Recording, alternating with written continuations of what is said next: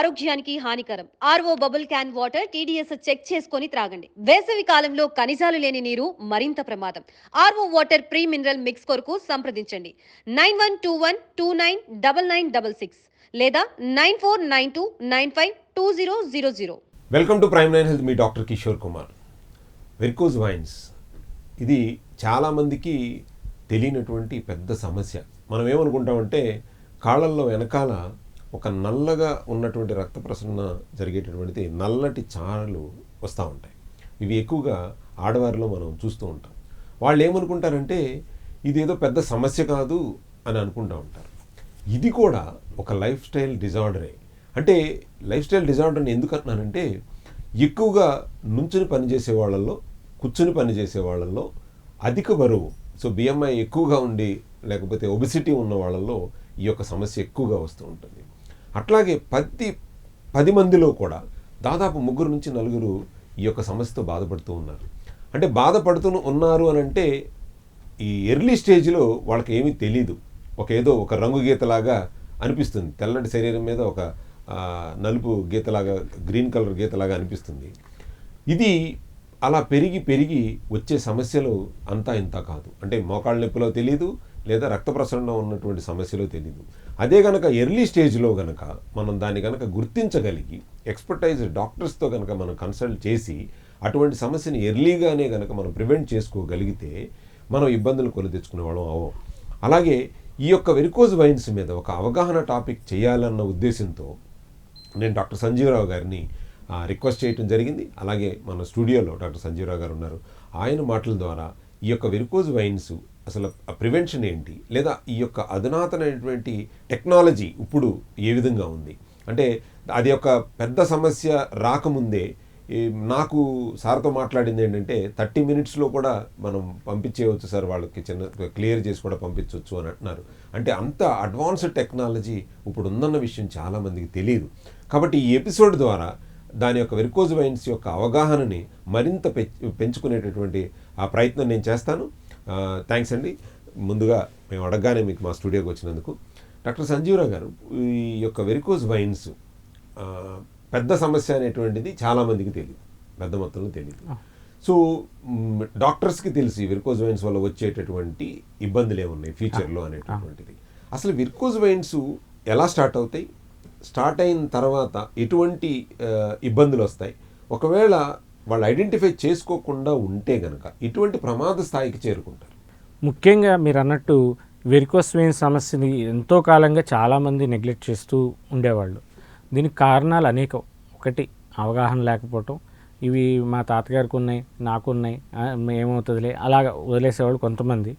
2, దీనికి ట్రీట్మెంట్ ఉంటుందా, అసలు చేస్తారా, ఏం చేయరేమో అని సమస్య కాదనుకునేవాళ్ళు 2.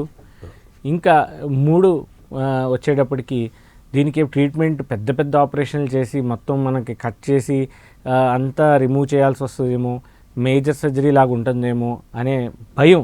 అమ్మో దీనికి పెద్ద ఆపరేషన్తో ప్రాబ్లం అవుతుందేమో అనేది 3 ఈ ట్రీట్మెంట్. 4, ఈ వెరికోస్ వెయిన్స్ అనేవి అసలు ఏంటి, అసలు దాని మీద అవగాహన కూడా లేకపోవటం. లైక్ అది కూడా మన వాస్కులర్ సిస్టంలో ఒక పార్ట్ అనేది తెలియకపోవటం. వెరికోస్ వెయిన్స్ అనేది సపరేట్ కాదు అనేది చాలామందికి తెలియదు. వెరికోస్ వెయిన్స్ కూడా మన బాడీలో ఉన్న బ్లడ్ వెజల్స్లో ఉన్న ఒక ప్రాబ్లమే, వాస్కులర్ ప్రాబ్లమే అనేది చాలామంది గ్రహించట్లేదు. సో ఇది తెలిసినప్పుడు దానికి ఓహో ఇది వాస్కులర్ ప్రాబ్లమా అని ఒక వాస్కులర్ సర్జన్ దగ్గరికి రావడం జరుగుతుందండి. సో ముఖ్యంగా వెరికోస్ వెయిన్స్ ఎందుకు వస్తాయంటారు? ఇప్పుడు నేను ఇందాక చెప్పినట్టు లాంగ్ స్టాండింగ్ ఒబిసిటీ ఇవే కారణాలా, ఇంకేమన్నా ఉన్నాయా? ముఖ్యంగా జెనెటికల్ ఫ్యాక్టర్స్ లైక్ తరతరాలుగా రావడం ఒకటి జెనెటికల్ కామన్గా. 2, లాంగ్ స్టాండింగ్ లైక్ ఎవరైతే ఎక్కువసేపు నుంచొని పని చేస్తారో, లాంగ్ సిట్టింగ్గా ఉన్నోళ్ళు పని చేస్తారో వాళ్ళలో కూడా వెరికోస్ వెయిన్స్. లైక్ సాఫ్ట్వేర్ వాళ్ళకి కూడా ఎక్కువసేపు అలాగా వర్క్ ఫ్రమ్ హోమ్ చేసినా కూడా ఈ వెరికోస్ వెయిన్స్ సమస్య అనేది వస్తుంది. 3, ప్రెగ్నెన్సీ టైంలో కామన్గా హార్మోనల్ ఒకటి ఇంబ్యాలెన్స్ వల్ల, దీనివల్ల కూడా వెరికోస్ వెయిన్స్ ఫీమేల్స్లో ఎక్కువగా వస్తుంది కంపేర్ టు మేల్స్. సో అలా స్టార్ట్ అయ్యి అలా స్లోగా పెరుగుతూ వస్తుంది వెరికోస్ వెయిన్స్. ఇంక ఇతర సెకండరీ వెరికోస్ వెయిన్స్ అంటాం. అంటే ఆల్రెడీ రక్తం గడ్డ కట్టేసి దానికి ప్రాపర్ ట్రీట్మెంట్ తీసుకోక సెకండరీ వెరికోస్ వెయిన్స్ అనేది డెవలప్ అవుతాయి. సో ఇలా సెకండరీ వెరికోస్ వెయిన్స్ అంటే ఆ రక్తం గడ్డ కట్టడం వల్ల మెయిన్ పాత్వే బ్లాక్ అవడం వల్ల సైడ్ నుంచి వెయిన్స్ అన్నీ ఉబ్బిపోతాయి.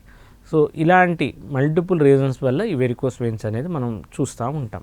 ఓకే, ఈ వెరికోజ్ వైన్స్ మీరు ఇందాక అన్నట్టు ఐటీ పీపుల్కి ఎక్కువగా ఉండేటువంటి అవకాశం ఉంటుంది కదా, వాళ్ళకి యాక్చువల్గా ఈ అవగాహన లేకపోవటమే అని అనుకోవచ్చు.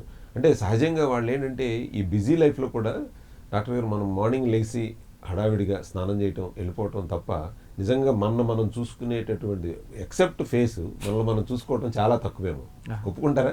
సో అటువంటప్పుడు ఈ యొక్క వెరికోజ్ వైన్స్ ఉన్న వాళ్ళకి అంటే కాళ్ళు నొప్పులుగా ఉండటం అంటే సిమ్టమ్స్ ఎలా ఉంటాయి మనం ఐడెంటిఫై చేయట్లేదు అనుకుందాం. ఫర్ ఎగ్జాంపుల్ నాకు ఉన్నాయా లేవో కూడా నేను చూసుకోలేదు అని అనుకుందాం.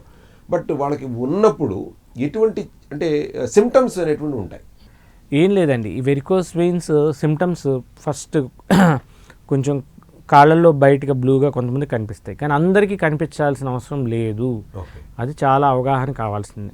అంటే నాకేమీ ఉబ్బులు కనిపించట్లేదు కదా, నాకెందుకు వెరికోస్ వెయిన్స్ ఉంటుందా అనుకోవడానికి లేదు. సో దీని సిమ్టమ్స్ అనేది తెలియాలి.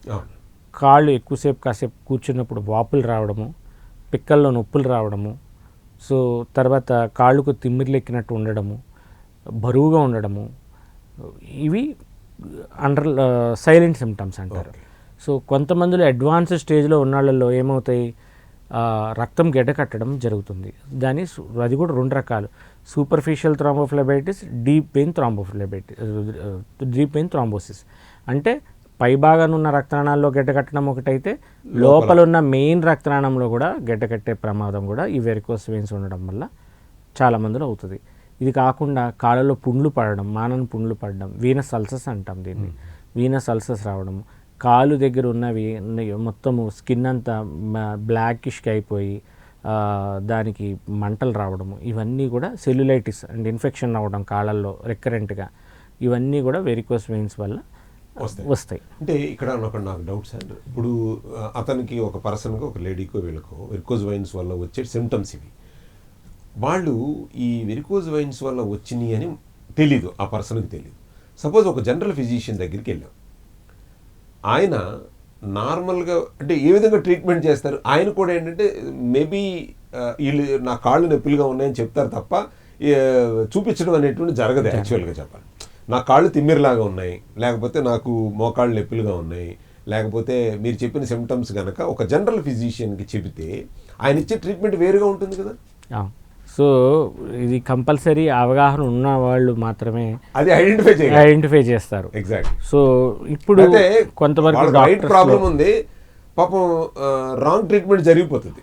ఇప్పుడు ఆయన కూడా జనరల్ ఫిజిషియన్కి వీళ్ళకి వెరికోజ్ వెయిన్స్ ఉన్నాయా అనేటువంటిది స్ట్రైక్ అవ్వకుండా ఆయన ఏం చేస్తారు, జనరల్ ఫిజిషియన్ కామన్గా మోకాళ్ళ నొప్పులు ఉన్నాయో లేకపోతే కాళ్ళు ఆగుతున్నాయి అంటే ఒక బి కాంప్లెక్స్ డెఫిషియన్సీ ఏదైనా ఉందేమో ఒక బి కాంప్లెక్స్ రాయటము, లేకపోతే జనరల్గా ఏంటి సిమ్టమ్స్ అనేది జనరల్ ట్రీట్మెంట్ జరుగుతుంది.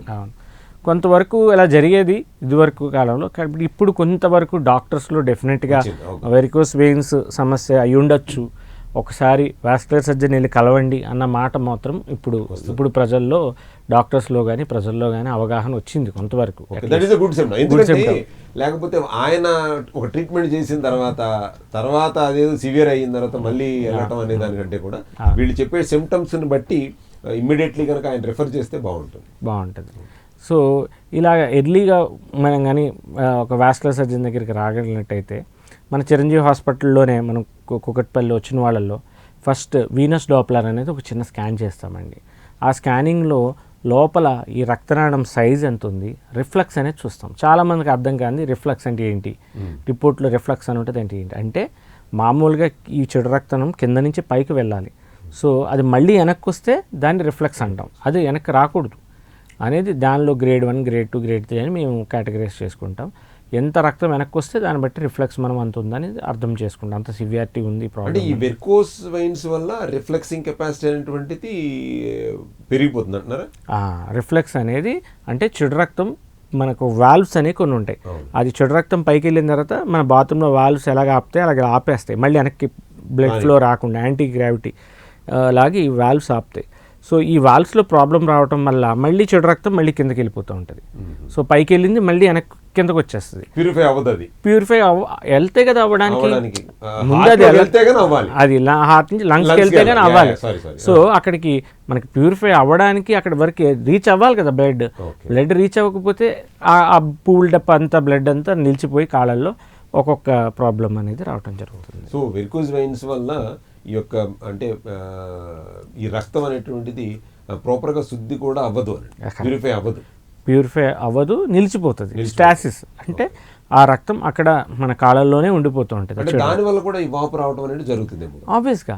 దానివల్ల చెడు రక్తం వల్ల వాపు అవుతుంది, ఇన్ఫెక్షన్ అవుతుంది, పుండ్లు అవుతాయి, కాలు స్కిన్ నల్లబడిపోతుంది, ఇవన్నీ రక్తం గడ్డగట్టేస్తుంది. కదలిక లేకుండా చెడు రక్తం అక్కడ ఉండిపోద్ది కదా, సో క్లాట్స్ అవుతాయి. ఇవన్నీ వెరికోస్ వెయిన్స్ ప్రాబ్లం వల్ల జరిగే దుష్ప్రభావాలు. అంటే సహజంగా ఈ వెరికోస్ వెయిన్స్ అనేటువంటిది వెనకాల మన కాళ్ళకి అంటే మోకాళ్ళు కింద భాగం నుంచి పాదానికి మధ్యలోనేనా, లేదా ఎక్కడెక్కడ రావడానికి ఎక్కువ పాసిబిలిటీస్ ఉన్నాయి? మెయిన్ లెగ్స్లో వస్తాయండి. అంటే ఎక్కడి నుంచి? అంటే లెగ్స్ మన కింద యాంకిల్ నుంచి థై వరకు ఉన్న పెద్ద రక్తనాళం ఉంటుంది, జిఎస్వి అంటాం, చెడు రక్తం తీసుకెళ్లేదాన్ని, సూపర్ఫిషియల్ సిస్టమ్. సో ఆ జిఎస్విలో ప్రాబ్లం రావడం వల్ల ఈ వెరికోస్ వెయిన్స్ అనేది వస్తూ ఉంటుంది. సో మొత్తం బ్యాక్ లెగ్ అంతా మనం చూసుకోవాల్సి, మొత్తం సైడ్ కూడా 2 సిస్టమ్స్ ఉంటాయి. ఒకటి మీడియల్గా అంటే లోపల భాగాన వెళ్ళేదాన్ని గ్రేట్ సఫ్నెస్ వెయిన్ అంటాం, పోస్టీరియర్గా వెళ్ళే అంటే వెనక భాగాన వెళ్ళేదాన్ని షార్ట్ సఫ్నెస్ వెయిన్ అంటాం.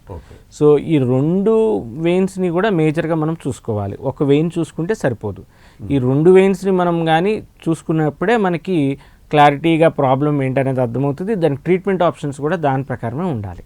అంటే ఎందుకనంటే ఇప్పుడు మిమ్మల్ని క్వశ్చన్ అడగడానికి రీజన్ ఏంటంటే, ఫస్ట్ మనం ఈ ఎపిసోడ్ చూసిన వాళ్ళందరూ ఫస్ట్ ఇమ్మీడియట్లీ చూడటం మొదలు పెడతారు, నిజంగా నాకు ఎక్కడెక్కడ ఏ ప్రాబ్లం ఉందో అని. సో ఈ వెరికోజ్ వెయిన్స్ ఇప్పుడు మీరు చెప్పినట్టు సిమ్టమ్స్ మీరు చక్కగా ఎక్స్ప్లెయిన్ చేశారు, తర్వాత ప్రాబ్లమ్ని ఎక్స్ప్లెయిన్ చేశారు. ఒకవేళ ఇది సివియారిటీలోకి వెళ్తే ఏ ప్రాబ్లంలోకి వెళ్తాం?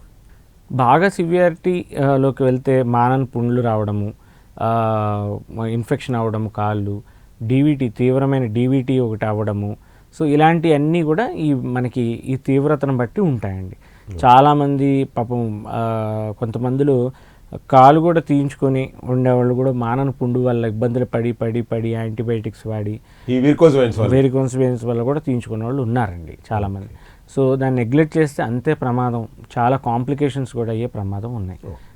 సో ఇప్పుడు మనకి యాక్చువల్గా అడ్వాన్స్డ్ టెక్నాలజీలో కనుక చూసుకుంటే, లేదా మన చిరంజీవి హాస్పిటల్లో కానీ ఆపరేషన్ లేకుండానే వెరికోజ్ వెయిన్ సమస్య తీరుతుంది అన్నట్టుగా మనం చూస్తూ ఉన్నాము. ఏ విధంగా ఆ ట్రీట్మెంట్ అనేటువంటిది ఉంటుంది? ఇప్పుడు మన దగ్గర చిరంజీవి హాస్పిటల్లో చాలా వేల సర్జరీస్ చేస్తున్నాం. ప్రిసైజ్గా మాట్లాడుకోవాలంటే ఒక 5,000 అబోవ్ చేస్తున్నాం. దీనిలో చాలా అడ్వాన్స్డ్ టెక్నిక్స్ మనం యూజ్ చేస్తామండి.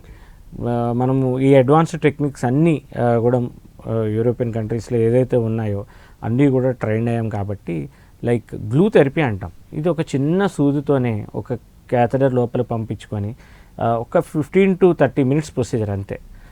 జస్ట్ ఒక ఐవీ క్యాన్లా అంటాం కదా, అంటే మనం సెలైన్ పెట్టినప్పుడు క్యాన్లా, ఆల్మోస్ట్ అలాంటి ప్రొసీజర్లో అయిపోతుందండి. సో వాళ్ళకి నొప్పి ఉండదు, కోత ఉండదు, కుట్టు ఉండదు.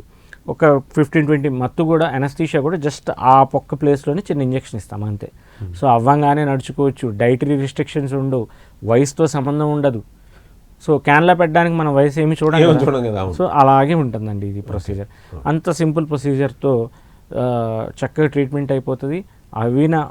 వెంటనే మనం హాస్పిటల్లో కూడా ఎక్కువసేపు ఉండక్కర్లేదు, అబ్జర్వేషన్ కోసం 1/2 hour ఉంచుతాం, ఇంటికి పంపించేస్తాం అంతే. సపోజ్ మీరు పైకి కనిపించేదని అనుకుందాం, ఇప్పుడు డీప్ వెయిన్ థ్రాంబోసిస్ కేటగిరీలో ఇప్పుడు మీరు చెప్పినది కూడా డీప్ వెయిన్ థ్రాంబోసిస్ కూడా వర్తిస్తుందా?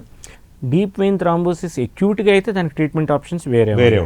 సో అలా కాకుండా old DVT deep vein thrombosis ఉండి ఈ వెరికోస్ వెయిన్స్ దానిపైన వచ్చినట్టయితే ఆ డీప్ వెయిన్ స్టేటస్ చూసుకొని మనము వెరికోస్ వెయిన్స్ ట్రీట్మెంట్ సేమ్ ఇలాగే సింపుల్ గ్లూ థెరపీ కానీ లేజర్తో కానీ ట్రీట్మెంట్ చేసుకుంటే సరిపోతుందండి. సో అంటే వాళ్ళు పెద్ద సమస్య వరకు వెళ్లకుండా ఉండడానికి చాలా సింపుల్ టెక్నిక్స్, సింపుల్ మెథడ్ అనేటువంటిది మన దగ్గర ఉందండి. ఇది మొత్తం అంటే ఒక పర్సన్ వెరికోజ్ వెయిన్స్తో బాధపడుతున్న పర్సన్ కనుక మీ దగ్గర వస్తే ఈ యొక్క ప్రాసెస్ అంతా జరగడానికి మ్యాక్సిమం మీరు చెప్పే విధానాన్ని బట్టి చూస్తే 1 గంటలో అయిపోద్దేమో. అంతే, 1 గంటలో ప్రాసెస్ అయిపోతుంది. వాళ్ళు ఇంటికి కూడా వెంటనే వెళ్ళిపోవచ్చు కూడా, ఉండాలి, హాస్పిటల్ స్టే కూడా అవసరం లేదు. ఓకే, అంటే ఇలా చేయించుకున్న తర్వాత మళ్ళీ మళ్ళీ వచ్చే అవకాశాలు ఉంటాయా, లేకపోతే మళ్ళీ ఇదేమన్నా ఫ్రీక్వెంట్గా ఈ యొక్క డయాబెటిక్ అలాగే మీరు జీవితాంతం వాడండి అన్నట్టుగా ట్యాబ్లెట్స్ అట్లాగే మీరు 3 నెలలకు ఒకసారి వచ్చి క్లియర్ చేయించుకోండి అంటారా? లేదు, ఇది కాస్మెటిక్ లాగా ఇన్ని సిట్టింగ్స్ అలాగేం ఉండవండి. ఓకే, ఇది ఏంటంటే వన్స్ చేయించుకుంటే మీకు ట్రీట్మెంట్ చాలా వరకు ఏమీ అయిపోతాయి, కానీ 3 to 5% పీపుల్లో కొన్ని సైడ్ వెయిన్స్ మళ్ళీ డెవలప్ అయ్యే ఛాన్సెస్ ఉంటాయి. అది with in a period of time. But ఉన్న మీరు క్లియర్ చేసింది రాదు, క్లియర్ చేసింది రాదు. అలాంటి డెవలప్ అయితే అవి కూడా అందరిలో కాదు. లైక్ కొద్దిగా ఎవరైతే ఊబకాయం ఒబేసిటీ ఉన్న వాళ్ళల్లో, లేకపోతే already underlying secondary varicose veins అని చెప్పాం కదా, పైన బ్లాక్ ఉందని, అలాంటి వాళ్ళల్లో ఇలాంటి సిచ్యువేషన్స్లో వెరీ రేర్గా రావటం అనేది జరుగుతుంది. అలాంటివి వచ్చినా కూడా దానికి చిన్న ఫోమ్ స్క్లీరోథెరపీ అని ఒక ఇంజెక్షన్ ఇచ్చుకుంటే సరిపోతుంది. మీరు అన్నట్టు వీళ్ళు మన జనాలకి తెలియంది ఏంటంటే సార్, ఈ ఊబకాయత్వం వల్ల 80% రోగాలు కొని తెచ్చుకుంటున్నారు అన్న విషయం వాళ్ళకి తెలియట్లేదు. సో నేను ప్రతి ఎపిసోడ్లో ఈ యొక్క అవేర్నెస్ దాంట్లో చెప్తాను. ఫస్ట్ మీరు కనుక ఫిజికల్ మూమెంట్స్ని ఇచ్చి ఫుడ్ హ్యాబిట్స్ని చేంజ్ చేసుకుని పర్ఫెక్ట్ కనుక మీరు బిఎంఐని మెయింటైన్ చేయగలిగితే ఇటువంటి సమస్యలన్నీ పోతాయి. ఇప్పుడు మీరు మనం చేస్తున్నటువంటి సీక్వెన్స్ ఆఫ్ ఎపిసోడ్స్లో మీరు ప్రతి దాని దగ్గర మీరు ఇదే మాట్లాడుతున్నారు, ఊబకాయత్వం వల్ల, లేకపోతే లైఫ్ స్టైల్ దీనివల్ల, లేదా ఫుడ్ హ్యాబిట్స్ వల్ల, అదే చెప్తున్నారు. సో ఫస్ట్ కాన్సన్ట్రేట్ చేయాల్సింది ఈ యొక్క బేసిక్ అనేటువంటిది, ఈ యొక్క weight management is very very important. తర్వాత లైఫ్ స్టైల్, ఫుడ్ హ్యాబిట్స్ అనేటువంటి వెరీ వెరీ ఇంపార్టెంట్. అలాగే సమస్య వచ్చిన తర్వాత ఇబ్బంది పడేదానికంటే prevention is better than cure అన్నట్టు, మీరు రాకుండానే ముందు ఎటువంటి ప్రికాషనరీ మెజర్స్ తీసుకోవాలి అని చెప్పడమే మా సదుద్దేశం. అట్లాగే వచ్చిన తర్వాత ఎటువంటి టెక్నాలజీస్, అధునాతనమైనటువంటి వైద్య రంగంలో ఉన్నటువంటి అధునాతనమైనటువంటి చికిత్సలు ఏమి అవైలబిలిటీగా ఉన్నాయి, ఎక్కడ అవైలబిలిటీగా ఉన్నాయి, దాని యొక్క స్పెషలైజ్డ్ పీపుల్ ఎవరు అన్న విషయాల్ని చెప్పడమే మా ప్రైమ్9 హెల్త్ ఒక ముఖ్య ఉద్దేశం. అలాగే ఈ ఎపిసోడ్లో మంచి విషయాలు, ఈ యొక్క వెరికోజ్ వైన్స్ వల్ల మీ యొక్క మంచి అవగాహన పెరిగిందని అనుకుంటున్నాం. అలాగే ఈ సమస్యతో బాధపడేవాళ్ళు కనుక ఎవరైనా ఉన్నారు అని అనుకుంటే మమ్మల్ని సంప్రదించండి. అట్లాగే మన కుక్కట్పల్లిలో దాదాపు 2 తెలుగు స్టేట్స్లో మోర్ దెన్ 5 బ్రాంచ్లు ఉన్నాయండి. ఎన్ని బ్రాంచ్లు ఉన్నాయి? మేము 4 బ్రాంచెస్ ఉన్నాయి. మీరు మమ్మల్ని సంప్రదించినట్లయితే కనుక మీకు అతి తక్కువ తక్కువ ధరలో అధునాతన వైద్యాన్ని అందించడానికి మేము సైతం మీతో పాటు ఉన్నాం. థ్యాంక్ యూ సో మచ్ అండి సంజయ్. థ్యాంక్ యూ అండి. మీరు అనారోగ్యంతో బాధపడుతున్నారా? మీ అనారోగ్య సమస్యలకు వైద్యుల సలహాలు కావాలా? మీ అనారోగ్యాలను సహజసిద్ధంగా తగ్గించుకోవాలా?